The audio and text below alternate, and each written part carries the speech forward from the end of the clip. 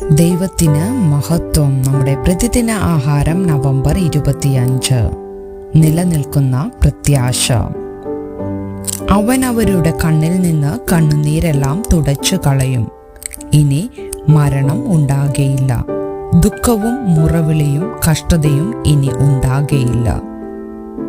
വെളിപ്പാട് പുസ്തകം 21 അധ്യായം 4 4 വയസ്സുകാരനായ സോളമന് ഡ്യൂഷൻസ് മസ്കുലർ ഡിസ്ട്രോഫി, അതായത് പേശികൾ ക്രമേണ നശിക്കുന്ന ഒരു രോഗം ആണെന്ന് ഡോക്ടർമാർ കണ്ടെത്തി. 1 വർഷത്തിന് ശേഷം വീൽചെയർ ഉപയോഗിക്കുന്നതിനെ കുറിച്ച് ഡോക്ടർമാർ കുടുംബമായി ചർച്ച ചെയ്തു.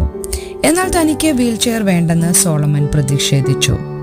കുടുംബാംഗങ്ങളും സുഹൃത്തുക്കളും അവനു വേണ്ടി പ്രാർത്ഥിക്കുകയും കഴിയുന്നിടത്തോളം കാലം അവനെ വീൽചെയറിൽ നിന്ന് മാറ്റി നിർത്തുന്നതിന് സഹായിക്കാനായി പരിശീലിപ്പിച്ച ഒരു നായ്ക്കു വേണ്ടി ഫണ്ട് സ്വരൂപിക്കുകയും ചെയ്തു.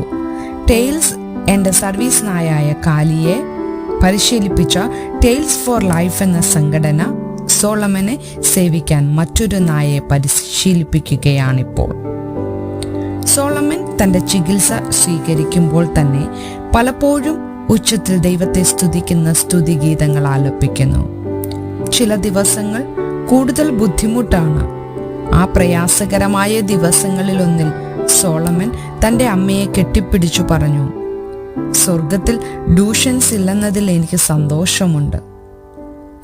രോഗത്തിന്റെ ക്ഷയോന്മുഖമായ ഫലങ്ങൾ നിത്യതയുടെ ഈ ഭാഗത്തുള്ള എല്ലാ ആളുകളെയും ബാധിക്കുന്നു.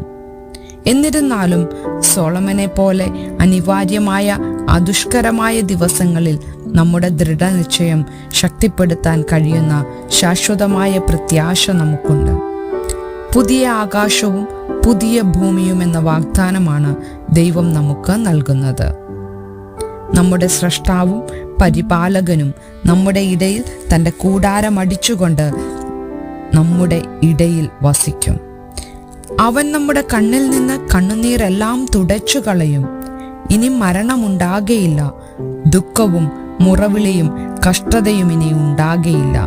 കാത്തിരിപ്പ് വളരെ കഠിനമോ വളരെ നീണ്ടതോ ആയി തോന്നുമ്പോൾ നമുക്ക് സമാധാനം അനുഭവിക്കുവാൻ കഴിയും. കാരണം ദൈവത്തിൻ്റെ വാഗ്ദത്തം നിവർത്തിയാകും. ചിന്തിക്കുക, പുതിയ ആകാശവും പുതിയ ഭൂമിയും സംബന്ധിച്ച ദൈവത്തിൻ്റെ വാഗ്ദത്തം നിങ്ങളെ എങ്ങനെയാണ് ആശ്വസിപ്പിച്ചത്? ദൈവത്തിൻ്റെ വാഗ്ദത്തങ്ങളുടെ ശാശ്വതമായ പ്രത്യാശയോടെ വേദനിക്കുന്ന ഒരു സുഹൃത്തിനെ നിങ്ങൾക്ക് എങ്ങനെ പ്രോത്സാഹിപ്പിക്കുവാൻ കഴിയും? ദൈവത്തിന് മഹത്വം.